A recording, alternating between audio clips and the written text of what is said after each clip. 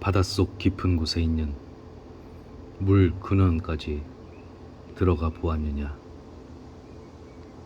그 밑바닥 깊은 곳을 거닐어 본 일이 있느냐. 욥기.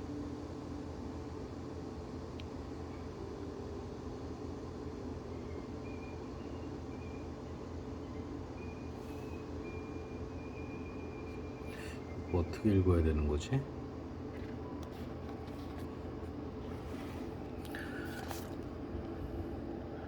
욥기 38장 16 이렇게 읽는 건가요? 잘 모르겠네.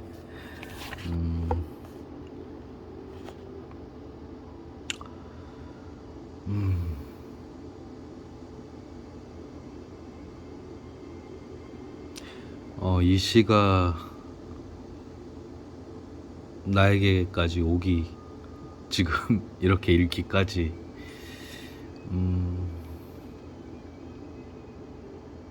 과정이 있었습니다. 어제 이 책, 이 미친 그리움, 이 책을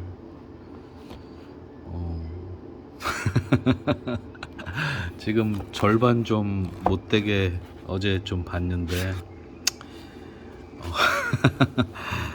내가 참 이렇게 어처구니가 없을 수 있을까?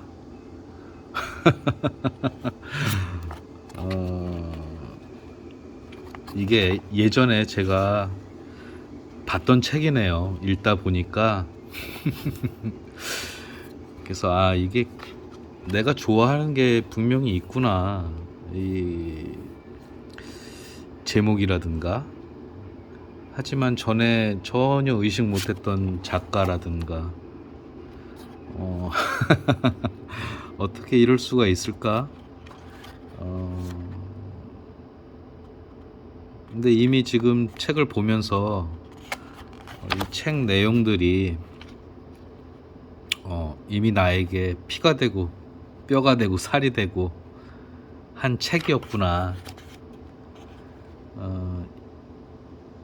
이런 생각이 오늘 아침에 들었고, 그래서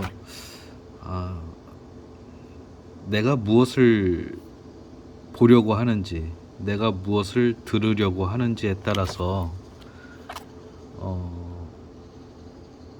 이렇게 새까맣게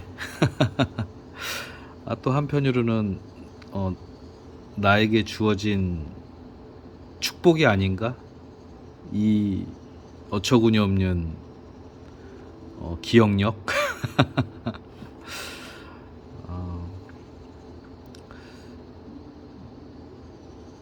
누가 또 그랬던 것 같아요.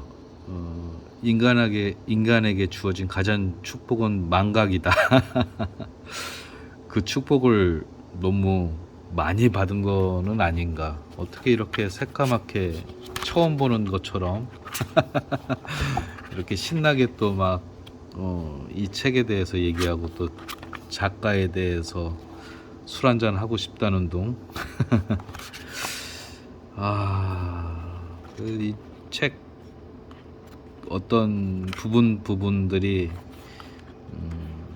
그래도 다 새카맣게 잊은 건 아니고 나에게 이미 녹아들어와 있는 내용들을 다시 한 번 더 보면서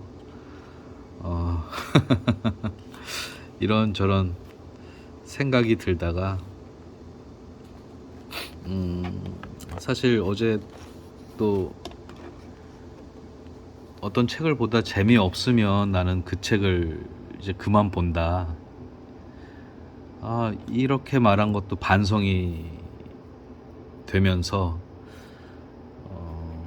사실 지금 시집 중에 날개 환상통, 김혜순 선생님의 시를 또 한참 보다가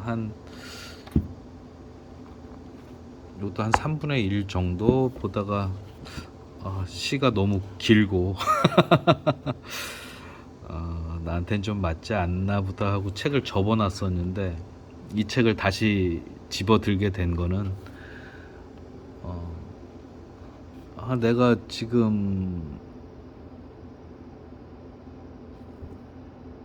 보려 하는 것에 대한 한계성? 편식 같은 거라고 그래야 되나? 그래서 다시 한번 그래도 한번 볼까? 그러고 이렇게 보다가 금음의 내용 증명이라는 바닷속 깊은 곳에 있는 물 근원까지 들어가 보았느냐. 이게 성경 얘기인가요? 욥기가? 성경 잘 몰라서 그 세계 인류 이후의 베스트셀러인 성경을 아직도 못 보고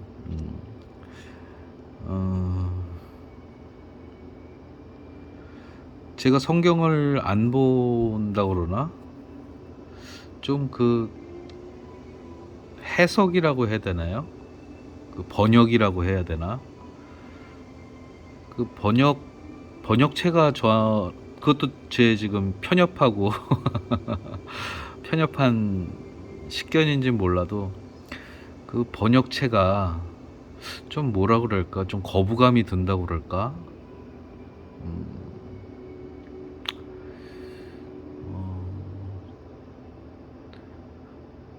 원본도 이럴까? 아무튼 근데 앞으로 성경도 좀 그래도 주변에 또 제가 친한 제가 또 은혜하는 또 목사님도 계시고 그래서 제가 궁금한 건 또 물어보기도 하고 하는데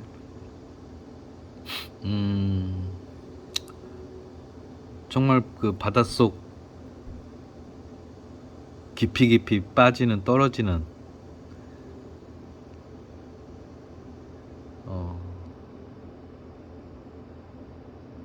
그런 나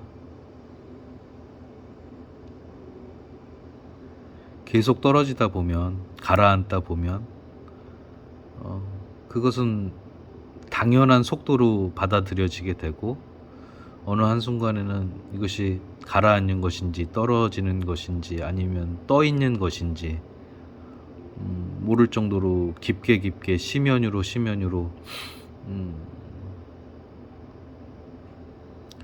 그런 나를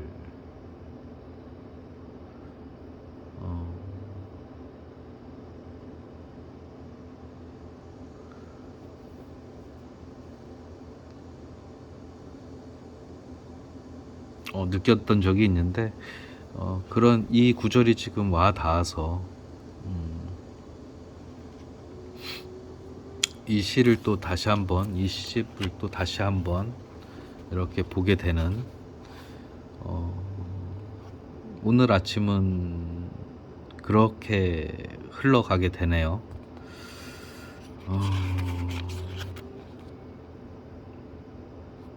그러다가 이런 의식의 흐름을 이제 내 나름대로 이렇게 글을 써봤는데 침묵의 겨울 나는 긴 말에 거부감이 있다. 짧은 것이 좋다.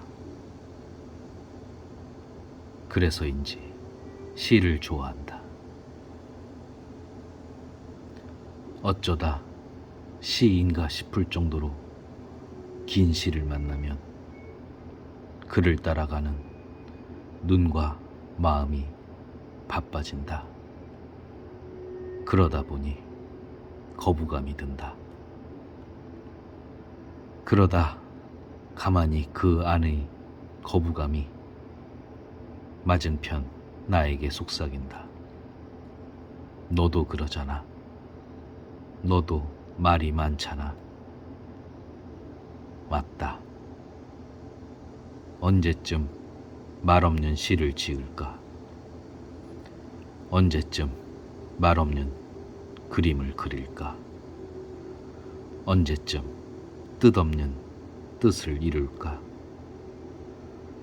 긴 침묵의 겨울을 건너는 한 사내를 상상한다. 지팡이 하나와 가득한 씨앗 보따리를 둘러맨 그의 맨발이 보인다. 석양을 따라 걷는 그의 긴 그림자.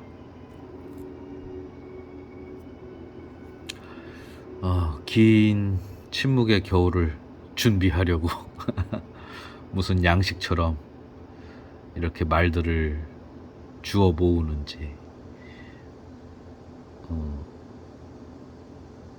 아니면 어떤 뜻을 주워 모으는지 모르겠다. 오늘 아침은 그런 생각이 들었습니다.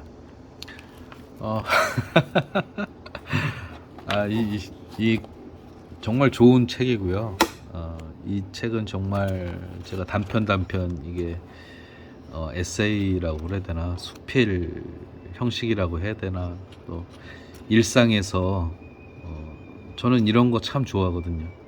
일상에서 그냥 스쳐 지날 수 있는데 그 안에서 어떤 일상의 작은 깨우침, 반성, 이런 내용들이고, 이 책은 한번 이렇게 꼭 보셨으면 좋겠다는 생각이 지금 드네요. 이게 나만 혼자 그 뼈와 살과 피가 된 모르는 척하고 넘어갔는데, 이 책이 다시 나에게 온 건 또 이런 이유가 또 있지 않을까? 그런 생각을 하고요.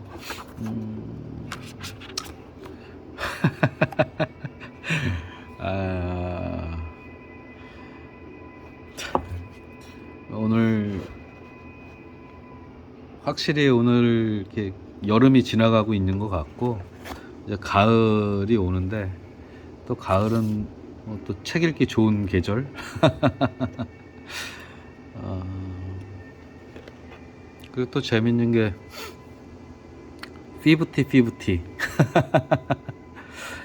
또 제가 이전에 그 베트남 여행 갔을 때 베트남어로는 무어이라고 그랬는데 술을 제가 그 게스트하우스라고 그래야 되나, 그 주인장 어르신이 술을 너무 좋아하셔서 매일 저녁 거의 술을 먹다시피 하시는 주인장인데, 그분이 이제 무어이 그러는데 그게 무슨 말인가 그랬더니, 무어이 하면서 이렇게 술을 조금 먹고 이렇게 저한테 건네고, 그 뜻이 뭐냐면 이제 똑같이 취하자, 내가 반 먹고 네가 반 먹고.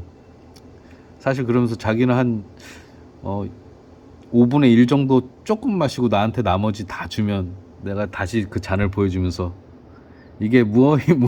그러면서 다시 주면은 또 조금 먹고 이제 나한테 건네고 그랬던 그 게스트하우스 주인장 어른이 갑자기 생각나는데 오늘 아침에 저의 의식은 막 심해에도 갔다가 저 베트남 저 어느 시골 에도 갔다가 그런 또 재밌는 또 하루네요.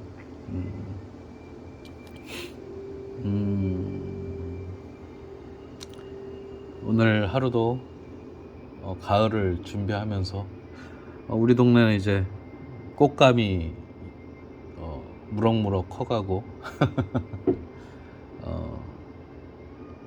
논에 이제 벼들이 익어가고 또 아름다운 계절이 왔습니다. 오늘도 기쁜 날 보내셨으면 좋겠습니다.